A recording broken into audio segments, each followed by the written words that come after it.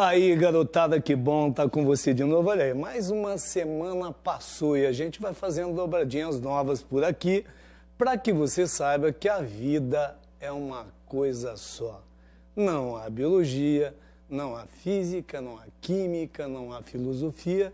A vida é uma coisa só e quanto maior o conhecimento, mais próxima está a liberdade. Só o conhecimento traz segurança e a perda do medo pela vida. Então, quanto mais você estudar, menor o seu medo por essa e por qualquer outra prova. E olha que a gente está na reta final. Então, a gente começa mais um tempinho, a gente agora conversando diretamente com a filosofia. Eu, Geraldo da Biologia, e o nosso grande Edvan. Estamos aqui, estamos junto aí, professor. Estamos no pedaço? Sempre Tudo bem? É uma satisfação estar presente aí. Tranquilo, Paulinha? Olá, até o final da tarde eu vou estar aqui com eles. Até o final da tarde conosco, com você meia-tarde, azar do seu, hein? Né, Paula?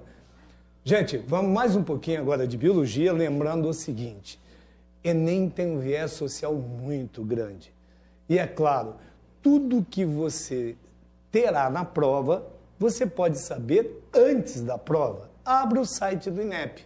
Lá tem um edital. No edital diz exatamente como vai ser sua prova. E você sabe que a questão ambiental vai cair de uma importância suprema para a manutenção da espécie humana no planeta. Lembra que a gente não está hoje como tinha antigamente. Ai, precisamos preservar a natureza.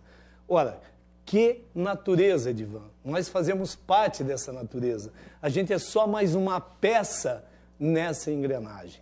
Então seria, como você falou há pouco, uma substância composta e a gente é mais uma pecinha nessa engrenagem. Lembra, a Terra há de continuar. A vida na Terra há de continuar por muito tempo ainda. Tem mais 4 bilhões de anos para o Sol funcionar. Quem está correndo o risco de extinção é a espécie humana. Então, quando a gente fala, precisamos preservar quem? Nos preservar. A espécie humana, Geraldo? Não! A Terra como um todo, porque a gente faz parte da Terra. Então, a nossa consciência é a própria consciência planetária. Mas não é a única. Existem outras consciências. Com certeza. Então, vamos lá. Primeira questãozinha, ó, temas abordados na aula de hoje. Biodiversidade, Edvan. Beleza, hein? E a adaptação ao ambiente, que é a evolução, né? Então, vamos ver o que fala da biodiversidade, questão 62. Olha que bonitinho ali o pessoal preparando para reprodução em cativeiro. Você ficou já entusiasmado, né? Que tristeza, assim? Assim. Então, vamos ver. Mas não tem bebê de proveta? Pois é. Você prefere o de forma tradicional, né? Sempre. Então, vamos ver ali, ó, criação em cativeiro. Hoje, boa parte de peixe, de camarão que a gente consome aí é de cativeiro. Não posso comer camarão, professor. Você tem alergia? Tenho alergia. Ou tem dor nas costas? Tenho alergia. Ah, tá. Então vamos lá. Questão 62. Não é de hoje que o homem cria artificialmente variedades de peixes por meio da hibridização ou hibridação. Esta é uma técnica muito usada pelos cientistas e pelos piscicultores porque os híbridos resultantes, em geral, apresentam maior valor comercial do que a média de ambas as espécies parentais. Então você vai ver que nós teremos 2 espécies parentais para gerar um híbrido, além de reduzir a sobrepesca no ambiente natural. Então, agora olhando para o Geraldo aqui. A noção, você tem que tomar cuidado uma coisa, porque quando o Mendel usava em genética o termo híbrido, ele estava falando do heterozigoto.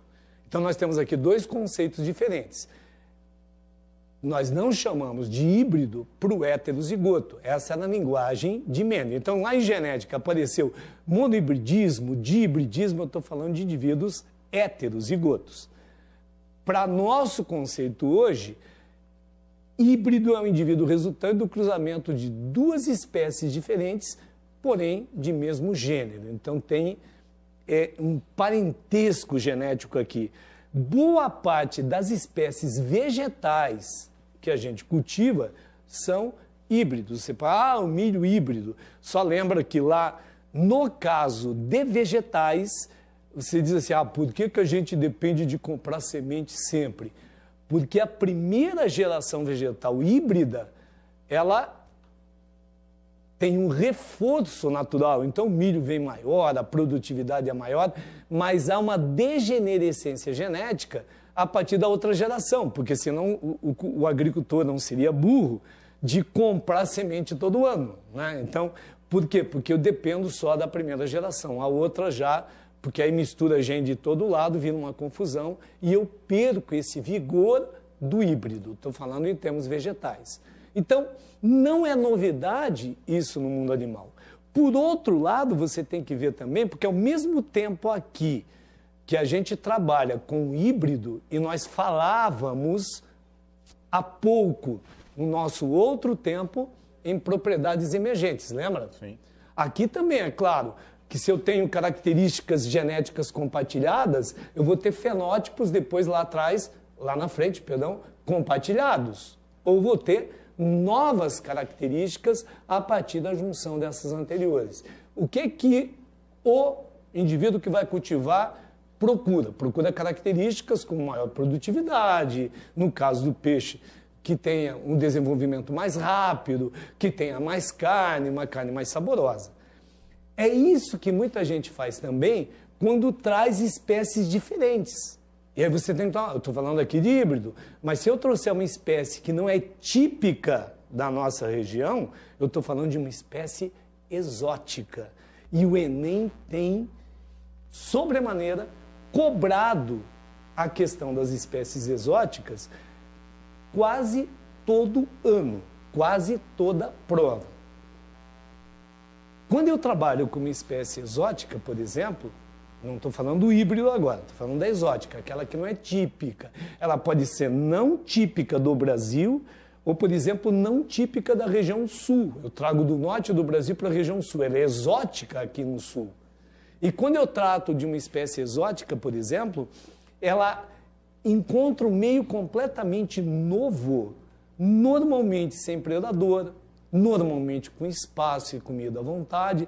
Então, a tendência é que essa espécie exótica reproduza sobremaneira e vá ocupando todo o espaço possível, competindo, inclusive, com espécies naturais, o que vira uma tragédia. Foi isso, por exemplo, a preocupação com o catfish ou aquele bagre africano. Não sei se você teve a par, Edmar. Não. Um peixe que foi trazido, claro, comercialmente é interessante, tem um sabor legal, uma grande produtividade, mas, vamos criar em cativeiro. E quando vier uma enchente? E quando essa água do teu açude ocupar outro espaço, ou de repente aparecer no rio, como já apareceu? E no caso dessa espécie, extremamente carnívora. E nós temos outros casos, outros exemplos. Hoje, o mexilhão dourado, que vem em água de lastro. E nós perdemos muito, o Brasil gasta muito com o mexilhão dourado, por exemplo, com as turbinas hidrelétricas, porque vai ter que fazer limpeza sempre. E é culpa de quem? Não tem culpado, porque se vem água de lastro, veio por acaso, por um acidente da Ásia. Nós temos, por exemplo, aquele caracol que foi trazido para o Brasil para tentar tomar o lugar do escargot, que hoje é uma praga em mais de 20 estados brasileiros. Então você tome muito cuidado quando a gente fala numa espécie exótica, porque essa espécie vai fazer esse gráfico. Olha aqui para a tela. Toda vez que tem uma espécie nova no meio, ela encontra um espaço para que se reproduza e para que tenha um crescimento exponencial. Só quando ela encontrar resistência do meio, que ela tem um crescimento desacelerado, aqui encontra resistência do meio, aqui apenas o potencial biótico, que a gente chama que é o potencial da adaptação. E depois, se ela encontrar resistência, aí vem aquela curva de equilíbrio, né? Ou ela desaparece ou ela entra em equilíbrio. O que é que aconteceu com a espécie humana? A gente bloqueou a resistência do meio, como vacinação, novos remédios, com cuidado da água. Então, a espécie humana passou por esse e está passando aí desse crescimento exponencial que você observa na tela. Somos hoje 7 bilhões e 500 milhões de pessoas no planeta, quase 500 milhões, e chegaremos a 10 bilhões. E a conta é uma só, Edmar. A Terra não comporta tanta gente. Então, não há recursos para todo mundo. Essa é a questão ambiental chave. Agora, a gente pode voltar ao texto que fala do híbrido, né? Vamos lá? Perfeito. Então, diz assim, além de reduzir a sobrepesca, quer dizer, isso aqui é bom, né? Sobrepesca, o que que é? Eu vou lá e retiro sem a devida reposição. Aqui quero chamar a atenção para mais um dado seu. Por exemplo, do mar, nós estamos retirando 40% a mais do que o mar é capaz de repor anualmente. É como você ter uma empresa gastando 40% a mais ao ano do que arrecada. É uma conta insustentável. Se você quiser dar uma olhada na nossa situação, clica lá na sua internet e veja sobre pesca com rede de arrasto. Como está faltando peixe, o pessoal está buscando lá no fundo do mar.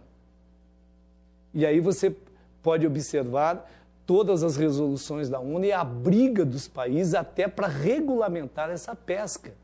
Porque você joga a rede lá embaixo e vem destruindo tudo que tem lá embaixo, que até o pessoal cita uma comparação que corresponde à pesca de rede de arrasto a destruir uma floresta tropical inteira para pegar alguns animais que vivem sobre as árvores. Entendi. Essa é a nossa situação atual, gente. Então vamos lá? O que será que diz o texto, hein? Ô, Geraldo, tem uma discussão bioética aí bastante intensa, né, nesse seu raciocínio, tudo que você está colocando. Eu percebo que dá para a gente debater bastante questões éticas, né? Essa questão do tamanho da população, da quantidade da população, a questão das redes de arrasto, da sobrepesca, tudo isso é uma questão ética, né? A ser debatida. Sobremaneira, questão fundamentalmente ética, né? Legal. E nós temos aí subdiscussões sobre isso. Por exemplo, há uma corrente na medicina que é contrária à vacinação infantil. Não acredito, já presenciei situações. O que é que se diz? Se parar a vacinação infantil, essas doenças com o tempo pararão de matar também, porque todos os sensíveis morrerão. Uhum. Os que não forem naturalmente sensíveis ganharão a sobrevida, reproduzirão e passarão esses genes para frente. Mas aí a questão é, tem a vacinação. E se o sensível for do teu filho? É, a questão ética, né? Entra a questão ética aí. Por exemplo, hoje existem líderes tribais na África que estimulam o comportamento de risco à AIDS. Eles dizem que a AIDS só vai parar de matar quando todo mundo tiver o vírus. Do ponto de vista biológico, é verdade. Por quê? Porque todos os sensíveis morrerão, os não sensíveis sobreviverão, os que tiverem média resistência, de repente baixa imunidade, morrem também. Os que forem naturalmente resistentes, sobreviverem e reproduzirem, passarão esses genes para frente. Então, com o tempo, vira uma gripe. De vez em quando alguém morre. Até hoje, um monte de gente morre de gripe por ano. Mas a maioria vai resistir. Agora eu pergunto, vale a pena fazer isso? Faríamos isso? Você fará isso? E se você for o sensível? Tem uma... Inclusive, você que vai fazer o vestibular da Universidade Federal do Paraná esse ano, tem um livro do Habermas chamado Fé e Saber. Nesse livro, na parte final do livro, ele trata da questão da bioética, em que ele coloca a questão da genética, da clonagem, né? Até que ponto você é coerente você produzir, por exemplo, um outro ser extraído de mim, ou seja, um clone, simplesmente para dele eu extrair um fígado quando o meu fígado não parar de funcionar. Isso é viável ou não é viável? Ou mesmo, vacinar ou não vacinar? Vamos acabar com os sensíveis porque assim... Mas aí, até que ponto nós estaríamos respeitando, de repente, aquilo que é o principal objeto de estudo da biologia, que é a vida? Né? ou mesmo o principal objeto de estudo da filosofia, que sempre foi descobrir a arqué da physis, a origem da natureza, a origem da vida, né? Então, a origem da filosofia, a origem da biologia, a origem da matemática é sempre uma tentativa de compreender a vida do homem, né? Então, a questão ética trabalha muito sobre isso e eu achei bastante interessante. Não, é fantástico, porque a gente está trabalhando em bioética o tempo todo. A hora que eu estou trabalhando com vida, eu não trabalho com outra coisa a não ser... só que o termo bioética é uma coisa nova para algo que sempre acompanhou a humanidade. Porque, por exemplo, os embriões que estão hoje nos laboratórios e os pais não requisitam, e, por exemplo, os países estão normatizando, como a Inglaterra, foi o primeiro. Se não requisitar em 7 anos, vai para pesquisa em células-tronco. Gosto muito daquele filme A Ilha, que mostra a questão da clonagem. É muito interessante, uma questão da bioética, né? Primeiro, porque se você está... Onde começa a vida? No momento que o embrião estiver lá congelado, são poucas células, mas é uma vida em trânsito. Habermas coloca isso no livro, né? Ele coloca isso no debate no livro Fé e Saber, onde começa a vida, né? Qual é o princípio da vida? E aí ele traz as várias concepções. Por exemplo, a religião tem uma concepção, a biologia tem uma outra concepção, né? Sim, e você pega, por exemplo, embriologistas norte-americanos, eu acho isso fantástico, gente. Que o pessoal diz o seguinte: a embriologia é a parte da biologia que liga o que não é ao que será. Só o que será potencial já é no que não é. E até que ponto nós temos o poder de exercer um controle sobre aquilo que não é e que virá a ser? Será que está nas nossas mãos o direito de exercer um controle sobre a vida daquele que ainda não é? Tomamos o lugar de Deus. De Deus. Nos fazemos filhos. Por isso que o livro ele é muito lindo, por isso que o nome do livro é Fé e Saber, é um resgate de um pensamento que muitas vezes foi debatido na Idade Média, da relação entre fé e razão, e depois ele traz o Fé e Saber. Esse livro foi escrito à luz do 11 de setembro, né? De todas as transformações que ocorreram. E tomem cuidado, porque, por exemplo, olha o que é o boicote econômico a países, como a gente ficou um tempão no Iraque, onde várias pessoas sofrem do mesmo mal e não tem remédio para todo mundo. Cabe aos médicos decidirem quem sobreviverá e quem morrerá. Interessante, né? Vamos lá? Diz assim: sem controle, atenção, sem controle, esses animais, quais animais? Os híbridos. Podem invadir rios e lagos naturais, tanto quanto falei das espécies exóticas. Originar uma nova espécie poliploide. Quem disse? Atenção, quem disse que essas espécies híbridas são poliploides? Elas são diploides, até porque a poliploidia animal é um problema seríssimo. Cuidado, porque vegetais poliploides existem, e boa parte destes que são cultivados comercialmente são poliploides, mas não é o caso de nós animais. Em nenhum momento falou que híbrido é poliploide. Voltando lá no texto. Substituir geneticamente a espécie natural. Essa é uma possibilidade, não é, Edvan? Sim. Se eu produzo o híbrido e perco o controle do híbrido, ele pode competir com a espécie original e vir a substituí-la. Então, vamos deixar... Você acha lógico, Paulo? Eu achei. Lembrou bastante o exemplo do peixe que você disse. Do catfish, né, lá. Então, vamos voltar? Ocupar o primeiro nível trófico no habitat aquático. Gente, olha que brilhante. Conceitos de ecologia embutidos no texto. Você tem que dominar esses conceitos para conseguir trabalhar uma questão dessa. Trófos quer dizer alimento. Nível trófico é a mesma coisa que nível alimentar. Sabe de quem ocupa o primeiro nível trófico? Os produtores. Produtor é ser autótrofo. O que é autótrofo, professor? Bom, lá no Fundamental você aprendeu assim, autótrofo é aquele que produz seu próprio alimento. Aliás, as crianças falam num tom só, né? Autótrofo é aquele que produz seu próprio alimento. Amém. Gente, Autótrofo é aquele que é capaz de produzir matéria orgânica a partir da matéria simples. Há duas reações que possibilitam a existência de autótrofos. A fotossíntese em larga escala e a quimiossíntese em uma escala menor, restrita a algumas bactérias. Então, o grande portal de entrada de matéria e energia nos ecossistemas terrestres é a fotossíntese. E dos aquáticos também. É a fotossíntese. Portanto, quem fizer fotossíntese ou quimiossíntese, esta, restrita a algumas bactérias, ocupa o primeiro nível trófico e é chamado de produtor.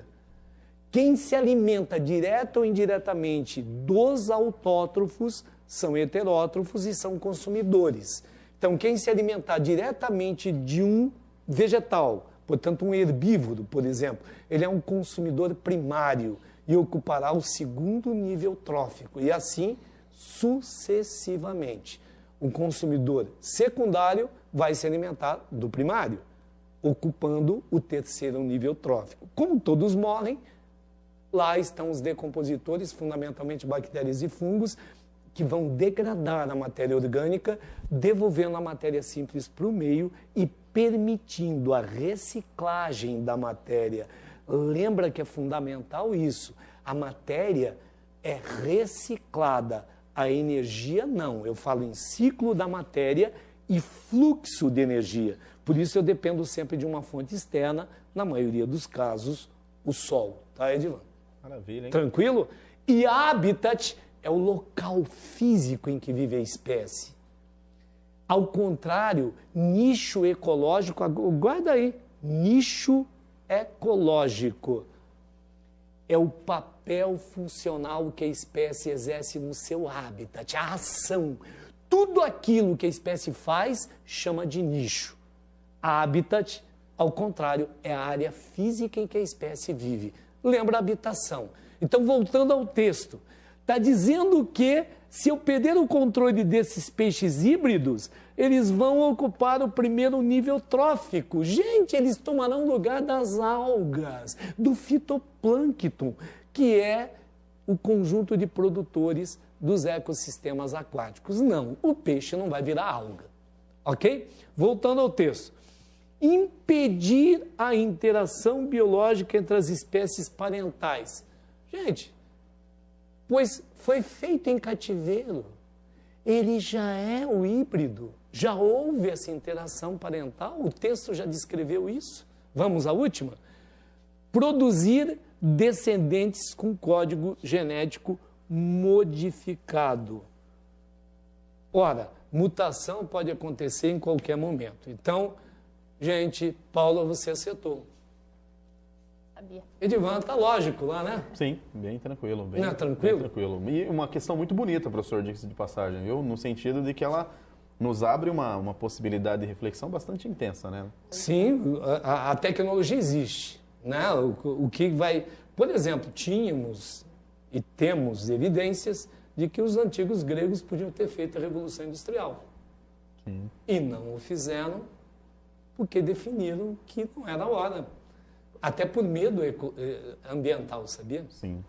Ou seja, aí novamente entramos na filosofia. Não é porque a tecnologia existe que eu vou ter que fazer uso dela. De repente, o uso dessa tecnologia, a médio e longo prazo, será pior para a vida como um todo do que o uso. Com certeza. E teremos que optar em algum momento. Aliás, qual é a grande opção hoje? Modificar a forma de consumo. Aí modifica a forma de produção. Verdade. Verdade? Legal. Tudo bem, podemos ir? Alguma? Tranquilo. Vamos ir? Gente, olha que coisa legal. Ó, Essa foto inicial é bem melhor que a outra, professor, só para... acharam melhor? Né? Vocês preferem sempre a forma natural, né? Eu também. Eu gosto dessa aí, professor. Gosta? Gostei. Diz que filosofia é meio florzinha, né? Então, ó, espécies do gênero Digitalis produzem diversas substâncias mortais, principalmente glicosídeos, ó, carboidratos do tipo cardíaco, esteroide, opa, olha aqui, esteroide. Sua ingestão pode causar náusea, vômito, alucinações, convulsões e morte. Vamos continuar lá? Aí diz assim, a era venenosa Toxicodendro, olha o nome já tá, Toxodendro radicans. Gente, cuidado com o nome científico. O primeiro nome refere ao gênero, tem, já falei isso outras vezes aqui, inicial maiúscula. O segundo nome a gente chama de epíteto específico, inicial minúscula, tem que ser destacado do texto, virar como está aqui em itálico, por quê? Porque é em latim ou latinizado, sendo uma língua estrangeira, tem que ser destacado do texto. Produz urushiol como proteção contra herbívoros. Quero que olhem para mim uma coisa bem interessante. Durante muito tempo, nós olhamos as árvores, coitadas, como algo sem sentimento, paradona lá, que eu posso fazer o que eu quiser. Gente, as árvores têm uma ação fantástica. Hoje o pessoal está descobrindo, por exemplo, que uma árvore atacada por herbívoro, olha, Paulo, olha, ela é capaz de liberar substâncias voláteis que avisam as outras árvores e que pode atrair os predadores dos herbívoros. Então, sem sair do lugar, ela comunica com as amigas e ainda se livra do herbívoro porque atrai o predador do herbívoro. Nós estamos descobrindo que essas árvores não são aquela coisa paradinha lá, sem comunicação, sem sentimento, porque muito mais vem por aí. Hoje nós dispomos de ferramentas fantásticas, Edivan. Por isso que o pessoal, tem gente que diz assim, mas no meu tempo, nosso tempo dos avós, não se morria de câncer de próstata, porque todo mundo morria antes. Sim. A vida média no Brasil, no início do século XX, era 40 anos, 35, 40 anos. Hoje tem países da África que a vida média é 35 anos. Não dava tempo de sofrer doenças que vêm com a idade. Então, o que a gente precisa saber? Como a gente nunca viveu tanto, tem que descobrir como funcionam esses males, a causa desses males, para começar a evitar também. Ok? Vamos lá no texto, então? Atenção. Os vegetais biosintetizam, quer dizer, eles produzem determinadas substâncias, por exemplo, os alcaloides e flavonoides, cuja estrutura química e concentração variam no mesmo organismo em diferentes épocas do ano. Gente, isso é fundamental, são dados. Ó. A estrutura química e a concentração variam no mesmo organismo em diferentes épocas do ano e estágios de desenvolvimento. Muitas dessas substâncias são produzidas para a adaptação do organismo às variações ambientais. Olha a causa e efeito aqui, Edivan. Ó, radiação ultravioleta, temperatura, parasitas, herbívoros, estímulo a polinizadores, etc. Ou fisiológicas. Tanto é que fala estágios do desenvolvimento, crescimento, envelhecimento, por exemplo. Olha, gente, a produção dessas substâncias depende do quê? Depende do nosso potencial genético, do nosso DNA. O DNA é um arquivo, na verdade, é um disco rígido, que contém inúmeros arquivos. Esses arquivos poderão ser utilizados ou não. Depende do quê? Da necessidade. Você não usa 100% do potencial do seu computador, seja de que geração for, diariamente, não é? O que a gente busca lá? Os recursos necessários para resolver nossas pendências atuais. Então, nosso material genético é requisitado para produzir substâncias que resolvam as questões daquele momento. E o que é? Para que servem informações genéticas? Se perguntar lá para a criançada, vão responder naquele tom só, né?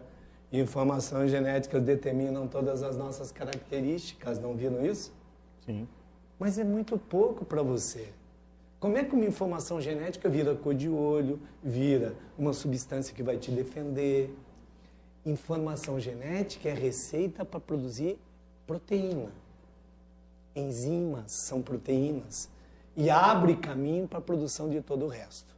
Então, informação genética produz proteína e a proteína determina quem sou eu. Portanto, nós somos o que são as nossas proteínas. Olha a Paula. Mira, Paula.